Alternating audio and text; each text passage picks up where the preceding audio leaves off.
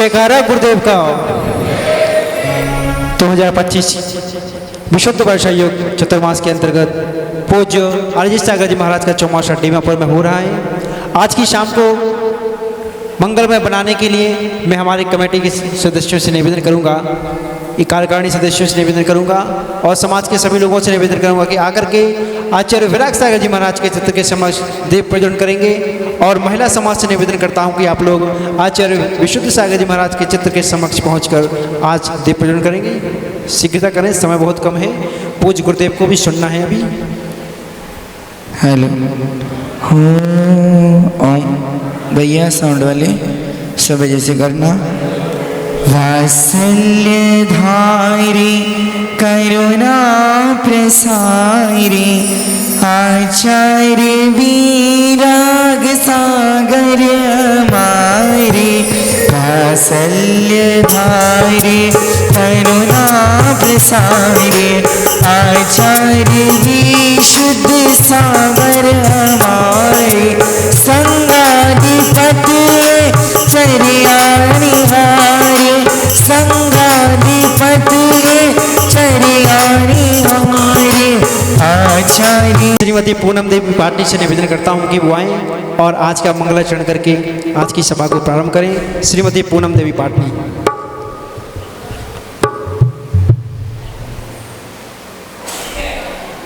जय जय बोलो गुरु आचार्य अरिजीत सागर जी महाराज की जय। मुनि भटकी रहा क्यों परदेसी परदेसी ओ परदेसी। भटकी रहा क्यों परदेसी परदेसी ओ परदेसी। ये दुनिया किसी का घर नहीं, जब निकले प्राण मालूम नहीं। भटकी रहा क्यों परदेसी परदेसी ओ परदेसी।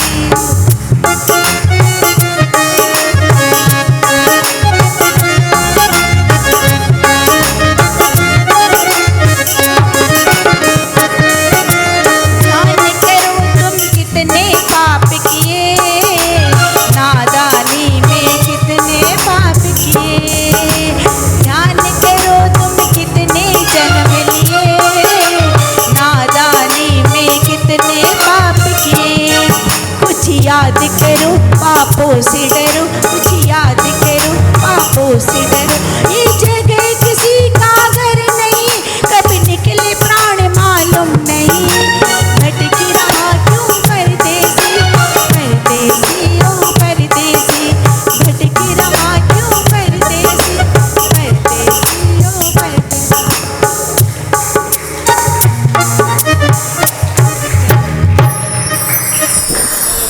बहुत बहुत धन्यवाद आंटी जी का। अब हम सभी जिस चीज़ को लेकर के बेकरार हैं गुरुदेव को सुनने के लिए, वो घड़ी आ रही है और गुरुदेव से निवेदन करते हैं कि हे गुरुदेव, सकल दिगंबर जैन समाज डीमापुर की ओर से एवं उपस्थित समस्त श्रोताओं की ओर से आपसे निवेदन करते हैं कि हे गुरुदेव, आप अपने मुखारबिंद से अमृतमयी वाणी का रसपान करा करके हम सभी के लिए कृतार्थ कीजिए। नमोस्तु गुरुदेव, नमोस्तु गुरुदेव, नमोस्तु गुरुदेव।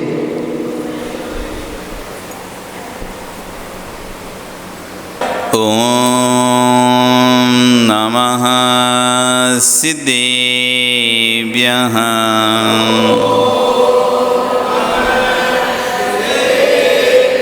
ओम नमः सिद्धेभ्यः।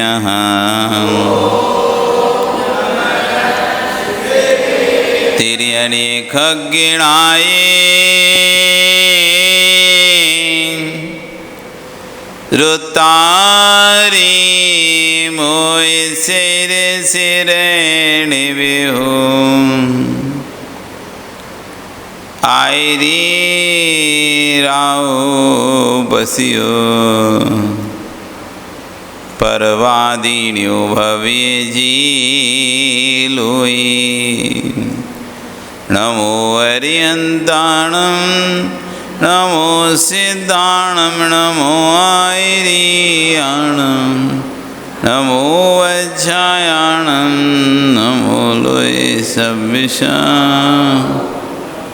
बोलिए अनंत नरसिंह परमेश्वरी भगवान की, आदिरुम आदिनाथ भगवान की, वर्तमान शासनी महावीर भगवान की, आचार्य श्री कुलभद्र स्वामी महाराज की, आचार्य विश्व सागर जी महाराज की, अहिंसा में विश्व धर्म की, परम पूज्य मुनि श्री 108 अरिजीत सागर जी महामुनि राज की, समस्त मुनि संघ की जयकारा गुरुदेव का।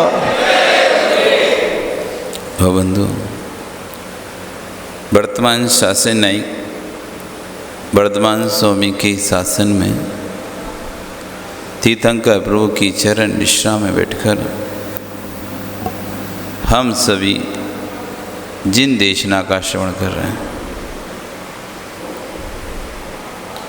आचार्य भगवान कुलभद्र स्वामी महाराज ग्रंथराज सार समुच्चय जी में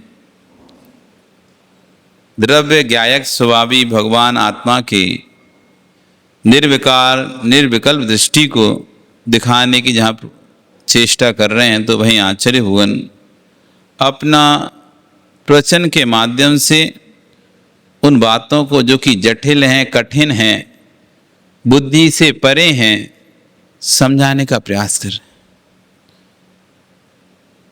आचार्य को उपकार हमेशा याद रखना चाहिए।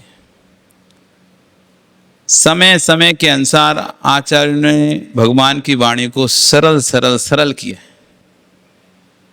जैसे जैसा समय आता गया, जीवों की क्षमताएं कम होती रहीं, बुद्धि भी घट रहे हैं, तो वैसी वैसी वाणी और सरल सरल भाषा में उपयोग करें।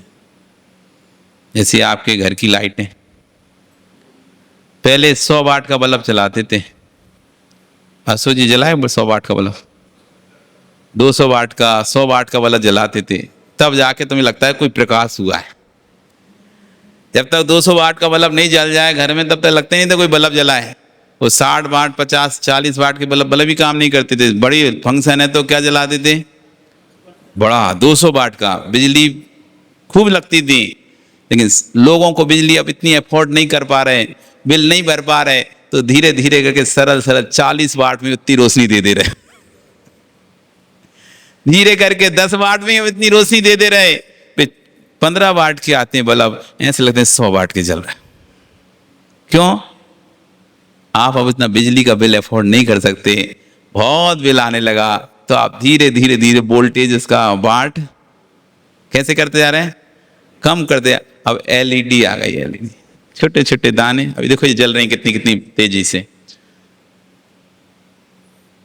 कितने कितने से छोटे छोटे से चिप्स टाइप की चीजें लगी हुई हैं, लेकिन जलती हैं तो ऐसा लगता है जैसे 500-1000 वाट डल रहा है। पहले हेलोजन जाती है, 1000 वाट की हेलोजन आती थी, 1000 वाट से कम की हेलोजन आती नहीं थी। अब 40 वाट में देख लो, उस 1000 से भी ज्यादा।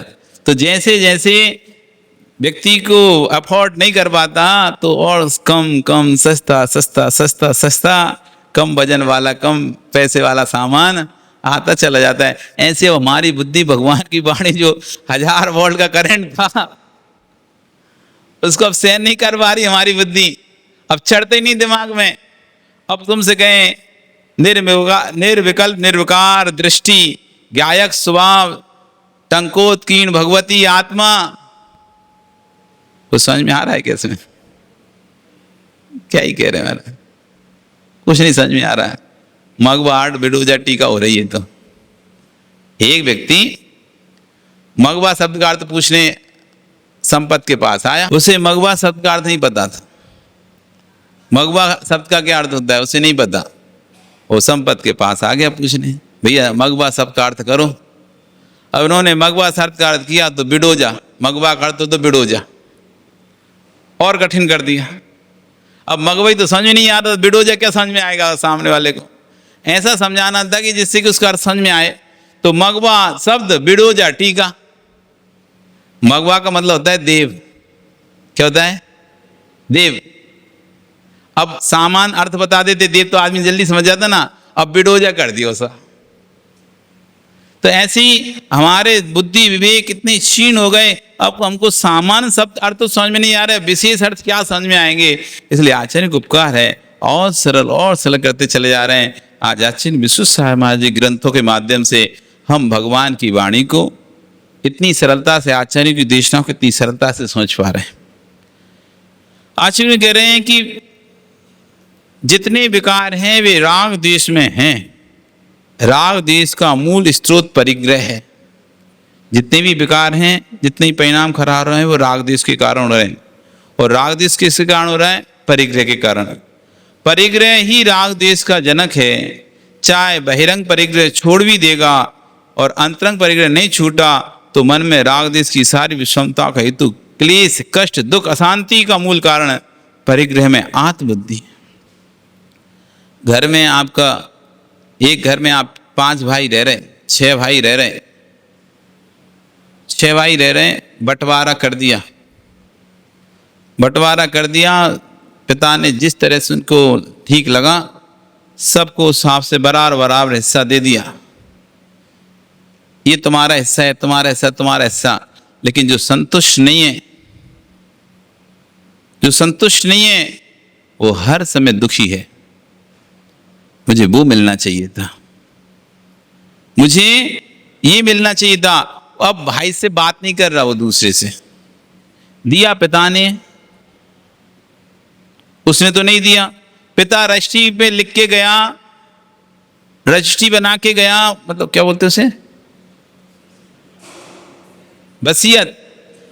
वसीयत बना के पिता गया, पिता ने किसी को बताया भी नहीं किसको क्या दे रहा है। वो वसीयत बना के गया और जब उसके मरने वाले जब वसीयत खुली तो एक भाई दूसरे भाई से नहीं बोल रहा, इसे वो वाला हिस्सा मिल गया, ये तो मुझे चाहिए था। जबकि उसको क्या पता, पिता ने दिया, सबको बराबर बांटा, लेकिन तुम संतुष्ट नहीं हुए। अब वो वस्तु तुम्हें भले नहीं मिली, लेकिन उसके प्रति लालसा, इच्छा आपके अंदर बैठी है, तो देश पैदा हो रहा है। वो वस्तु नहीं भी है, बहिरंग में वो वस्तु नहीं है, लेकिन अंतरंग में उस वस्तु के प्रति क्या बैठी है हमारी, ये मुझे मिलना चाहिए था, ये दुकान तो मुझे चाहिए था, मौखिक दुकान थी तो मुझे चाहिए था, बड़े भैया को क्यों दे दी। अब अंतरंग में ही ईर्ष्या और राग और द्वेष पैदा हो गया उसके। आश्चर्य कर रहे हैं, सारी विषमताओं का हेतु, सारे दुख का, क्लेश का, अशांति का कोई मूल कारण है तो परिग्रह है। जब जब संबंध टूटे हैं परिग्रह के कारण ही टूटे। मित्रों की मित्रता में दरार पड़ी है पैसे के कारण। दिन रात आप उठते बैठे रहो, कोई दिक्कत नहीं, बहुत अच्छे से मित्र बने रहोगे, लेकिन जैसे ही पैसा मांग लिया उसने, तुमने पैसा, उसको जरूरत थी, तुमने उसका मदद कर दी, पैसा दे दिया, बढ़िया चल रहा है, कोई बात नहीं, उसको भी लग रहा है दे दी। अब पर वो ये चाहता है कि मांगे नहीं, मैं दे दूंगा अपने आप जब मेरे पास होंगे, और तुमने जिस दिन मांग लिए उस दिन बुरे। दिया नहीं दोगे तो बुरे, कि तुम्हारे पास होने के बाद तुम आज मत दे नहीं रहे, हमारी मदद नहीं कर रहे। जैसे ये व्यक्ति उसके घर में रख के गया हो, आदमी तो हक से ऐसे मांगता है दूसरे से कि मुझे इतने रुपए चाहिए, ओके मेरे पास, अरे ऐसे कैसे नहीं दोगे तुम, देना पड़ेगा तुम्हें, अपनी इतनी सालों की मित्रता है, ऐसा है, तुम्हें विश्वास नहीं कि ये नहीं, ऐसे हक से मांग रहा है जैसे ये उसके घर में रख के गया हो। अगर दे दे, देने के बाद मांगे तो आपत, सुमित्रता टूटती है, नहीं दे तो मित्रता टूटती है। जो मित्रता में खटास आई, जिसने संबंध खराब हो रहे हैं, जीजा साले के संबंध खराब हो रहे हैं, भाई भाई के संबंध खराब हो रहे हैं, समधी समधी के संबंध खराब हो रहे हैं, किसके पीछे? वे साले साहब को 50 लाख रुपए उधार दे दिए काम करने, फिर साले साहब सब लुटा दिए डब्बा में, इसमें उसमें लग गया घाटा। अब क्या बोलें, घर का व्यक्ति था, बोलते हैं तो बुरी लगती है, नहीं बोले तो पैसा गए। तो जो संबंध टूटे हैं, जो संबंध टूट रहे हैं, ये सब परिग्रह के कारण टूट रहे हैं। आचरण करें, संबंध जुड़े तो परिग्रह से, और संबंध टूटे तो परिग्रह से। जुड़ा भी तो परिग्रह के कारण और टूटा भी परिग्रह के कारण। किसी ने आपकी मदद कर दी, आज से तू मेरा खास दोस्त है, आज से तुम हमारे बड़े उपकारी हो, तुमने हमारा इतना ध्यान रखा, इतना तुमने हमारी मदद की, सुमित्र बन गया हो, तुम्हारा संबंध बन गया एक नया। किसी ने आपको नाश्ता करा दिया, एक कचौड़ी, एक समोसा, एक चाय पिला दी, बस अब आप उसके गुणगान गा रहे हैं, ये तो बढ़िया नाश्ता कराता है। एक चाय पिला दे, सुबह से आप उसके आगे पीछे घूमने लगते हो, ये बढ़िया चाय पिलाता है, संबंध जुड़ गया। अब कभी तो तुम उसे जानते नहीं थे, और अब उसके साथ ऐसे हो गए कि उसके सामने, उसके साथ, उसकी तरफ से लड़ने तैयार हो तुम। ये संबंध कैसे जुड़ा? एक चाय से। कभी ऐसा था कि उसके बिना रहते नहीं थे, ये संबंध टूट कैसे गया? वो एक बार चाय की पर बैठे थे तो उसने चाय नहीं पिलाई, उसके बाद से तो हम फिर उससे बोलते नहीं। ऐसा बोल दिया, तुम्हारे पास नहीं है तो क्यों पीती हो, जब पैसा नहीं होता तो क्यों लेने आ जाते हो, इतने ही से तो बोला उसने। तब से बस संबंध टूट गया। तो संबंध जुड़े थे परिग्रह के पीछे, संबंध टूटे तो परिग्रह के पीछे। जिनके पास श्री अधिक हो गई, संतोष इसमें सीटी आ रही, ध्यान दो। जिसके पास श्री अधिक हो गई, दूसरा ईर्ष्या करने लग गया। जिसके पास पैसा अधिक हो गया, उससे दूसरा, जबकि उसने किसी का कुछ नहीं बिगाड़ा, वो अपनी मस्ती में पैसा कमा रहा है, अपनी मस्ती में धन कमा रहा है, जैसे कर रहा है वैसे कमा रहा है, चाहे नंबर 1 से कमा रहा हो, चाहे नंबर 2 से कमा रहा हो, चाहे मेहनत से कमा रहा हो, चाहे सट्टा जुआ से कमा रहा हो, कहीं से ही कमा रहा है, वो अपना कमा रहा है, उसे मतलब नहीं किसी से। लेकिन फिर भी उससे ईर्ष्या करने वालों अपने आप बढ़ रहे हैं कि नहीं बढ़ रहे? उसे ईर्ष्या करने वाले, जलन अंदर ही अंदर जलने वाले, मुंह पर तो अच्छा बोलने वाले, लेकिन अंदर अंदर ईर्ष्या करने वाले। हमारे पास अधिकतर ऐसे लोगों की भरमार होती है जो हमारे मुंह पर तो हमारी प्रशंसा करते हैं, पर अंदर ही अंदर वो ईर्ष्या से, जलन से मरे जाते हैं। उस माँ की तरह, जिस माँ की संतान नहीं होती, वो दूसरी संतान को खिलाती तो जरूर है। उस माँ की तरह जिसकी संतान नहीं, वो दूसरी संतान को खिलाती तो अवश्य है, लेकिन अंदर में ईर्ष्या होती है। इसके यहाँ तो 2-2 लड़के,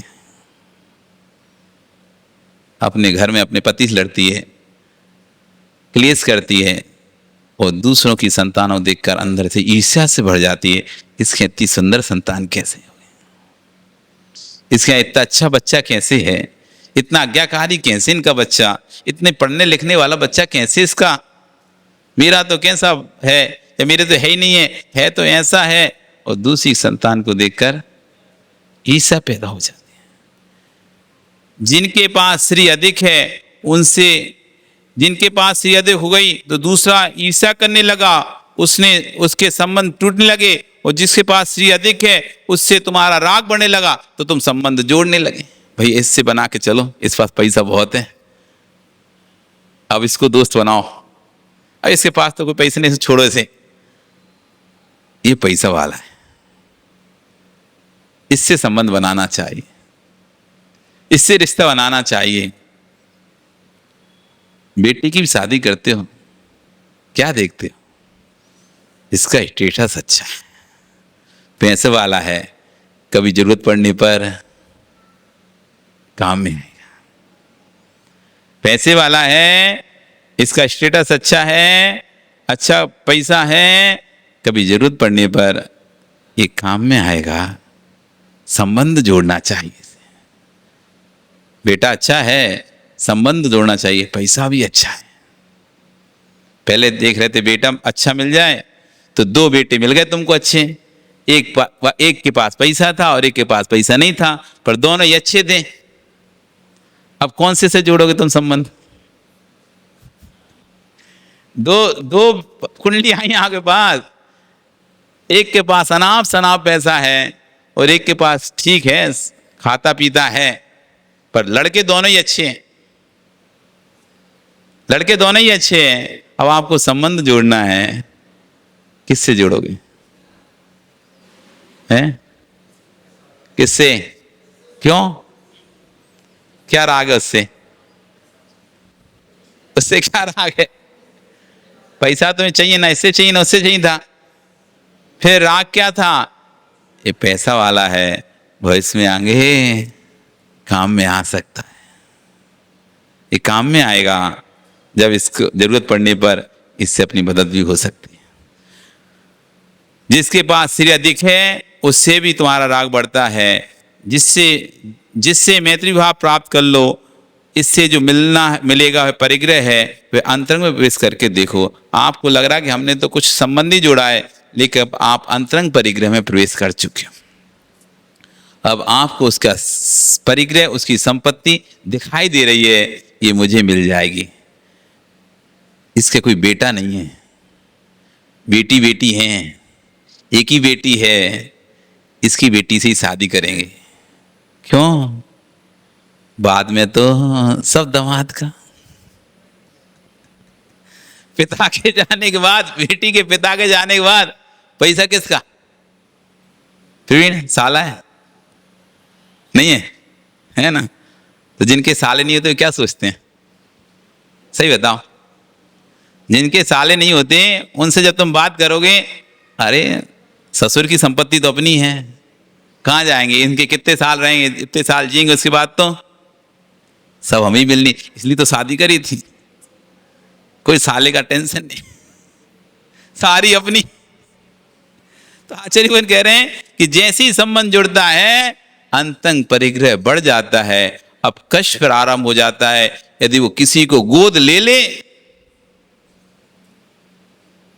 तुमने तो बेटी ले ली, अब तुम्हें तो मतलब नहीं था उसके परिग्रह से, लेकिन देखो अंतरंग परिग्रह जुड़ चुका है। यदि वो किसी को गोद ले ले और उसको मालिक बना दे, तो देखो कितना कष्ट होता है, दुख होता ही नहीं होता। अब कहना तो पड़ेगा, हाँ पिताजी ठीक किया, लेकिन अंदर से क्या सोच रहा है? काहे को गोद ले लिया इन्होंने, मेरा सारा मेरा होने वाला सारा पैसा अब इसका हो गया, अब मुझे कुछ भी हाथ लगने वाला नहीं। वो फिर पिता के मरने पर, ससुर के मरने पर फिर क्लेश करेगा। बेटी का भी हिस्सा है, बेटी के नाम से कि बेटी का हिस्सा है, आधा आधा दो, आधा तुम रखो तो आधा मेरी पत्नी को दो। मतलब ये कैसे हुआ? जैसी संबंध जुड़ा, एक अंतरंग परिग्रह साथ में जुड़ गया। ऊपर बाहर से तो परिग्रह था नहीं, लेकिन अंदर ही अंदर परिग्रह जुड़ गया, और जैसी अंतरंग परिग्रह जुड़ा, कष्ट प्रारंभ हो गया, दुख प्रारंभ हो गया। पवित्र से पवित्र संबंधों का विच्छेद हो रहा था, उसमें कहीं ना कहीं परिग्रह ही बैठा हुआ था। महाभारत का युद्ध क्यों हो गया? भाई ने भाई को मारा, पिता सम गुरु सम द्रोणाचार्य को मारा गया, पिता सम बड़े पिता के भाई को का मरण हुआ। कितने वृद्धों का, युवाओं का, बड़े बड़े सम्मानजनक व्यक्तियों का मरण हुआ। किसके पीछे? पवित्र से पवित्र संबंध टूट गए इस परिग्रह के पीछे। जो आत्मा को चारों ओर से जकड़ कर बैठा हुआ था, जो चारों ओर से जकड़ कर बैठा हुआ है, वे परिग्रह है। लोग ग्रहों की आराधना कर रहे हैं, बोल रहे हैं शनि ग्रह लग गया, मुनीश्वरनाथ की आराधना कर। अरे ज्ञानी, 24 तीर्थंकर की शक्ति एक समान है, एक भी तीर्थंकर की वीतरागता में न्यूनता नहीं है। आपने शनि ग्रह के लिए मुनीश्वरनाथ स्थापित कर लिए, शनि क्या करता, सब उतर जाए, कुछ ना बचे, तो अच्छी बात है। आचार्य कह रहे हैं, आप ग्रहों के पीछे पड़े हो, ग्रहों को सुधार रहे हो, अरे परिग्रह को सुधार लो तो ग्रह तो अपने आप नष्ट हो जाए। सब ग्रहों में सबसे बड़ा कोई ग्रह है, उसका नाम है परिग्रह। सब ग्रहों का सरताज। ग्रहों की शांति की जगह परिग्रह को शांत कर लो तो ग्रह अपने आप शांत हो जाए। परिग्रह शांत नहीं हो रहा, ग्रहों को शांत कर रहे हैं। आज ग्रहों को तारने से क्या है, शनि ग्रह लग भी गया तो क्या करेगा, सब कुछ उतर जाएगा, कुछ नहीं बचेगा, कुछ नहीं बचेगा। यही तो हमारा धर्म है, अपरिग्रह ही तो हमारा धर्म था। अच्छी बात है, सब उतर जाए, सारी चिंताएं भी उतर जाएंगी। जब सब उतर जाए आपके लिए रास्ता हो जाएगा। यदि शनि ग्रह लग गया हो तो बहुत अच्छी बात है, तो दिगंबर हो जाएगा, और दिगंबर हमारा धर्म है। लेकिन ध्यान रखना, शनि ग्रह निर्माण के लिए मुनीश्वर रघुनाथ की आराधना की है। उस समय उद्देश्य क्या था, मात्र परिग्रह वृद्धि ही उद्देश्य था। यदि परिग्रह उतार देते तो शनि ग्रह अपने आप उतर जाता, सारे ग्रह उतर जाते, यह अत्र तत्र भटकना नहीं पड़ता। चींटी भी दिन भर घूमती है, किसके लिए, परिग्रह के लिए। दिन भर इधर से उधर भर भर के लेके आ रही है, किसके लिए, परिग्रह के लिए। एक इंद्रिय जीव के भी परिग्रह संज्ञा होती है। वनस्पति की जड़ें भी कहाँ जाती हैं, पेड़ों की जड़ें भी कहाँ जाती हैं, जहां पर धन गड़ा होता है। ये परिग्रह सबसे बड़ा कष्ट का कारण है, सबसे बड़ा दुख कारण है। वनस्पति की जड़ें उसी ओर जाती हैं जिस तरफ पानी हो, खाद हो, धन गड़ा हो, और उसी ओर जड़ें पहुंच जाती हैं। परिग्रह संज्ञा है। सर्वत्र विवेक का नाश हो, उसका मूल बिंदु है परिग्रह। आचार्य महाराज ने तो कह दिया, महाबंध का कारण राग देश है, और राग देश का मूल कारण है परिग्रह। जितने भी राग देश होंगे, जितने भी ईर्ष्या वैमनस्यता होगी, इसका कारण परिग्रह। सोचो, चिंतन करो, क्लेश दुख कहीं है क्या। जिस द्रव्य की को मान्यता से आप मानकर बैठे, उस मान्यता को आप समाप्त कर दो तो दुख समाप्त हो जाए। आखिर क्लेश दुख है कहाँ पे, जिसको आप क्लेश का कारण मान के बैठे हो। ये वस्तु कोई आपकी उठा के ले गया, आपके पास थी, आपकी उठा के ले गया। अब जब तक नहीं आ रही, आप क्लेश को प्राप्त हो रहे, दुख को प्राप्त हो रहे थे। और यदि आपने कह दिया आज से मेरा त्याग, आज से मेरा त्याग, अमुक वस्तु का आज से मेरा त्याग, क्लेश खत्म हो गया कि नहीं। कई बार ऐसा होता था, संघ में रहते थे तो सब साधु आहारचर्या पर उठते थे तो नीरस भोजन बनता है संघ में। नीरस मतलब किसी का घी का त्याग है, तो किसी का तेल का त्याग है, तो किसी का नमक का त्याग है। अब क्या पता कौन क्या खाएगा कौन नहीं खाएगा, तो सामान बिना घी तेल के ऐसे बनाते थे। अलग से एक बघार रखा रहता है, अलग से नमक रखा रहता है। एक कटोरी बघार रहता है, एक कटोरी नमक दिखाते हैं। यदि नहीं उठाए महाराज, सो डाल दो, सब्जियों ऊपर से मिला दो, और हटा दिए तो ऐसे ही चला दो।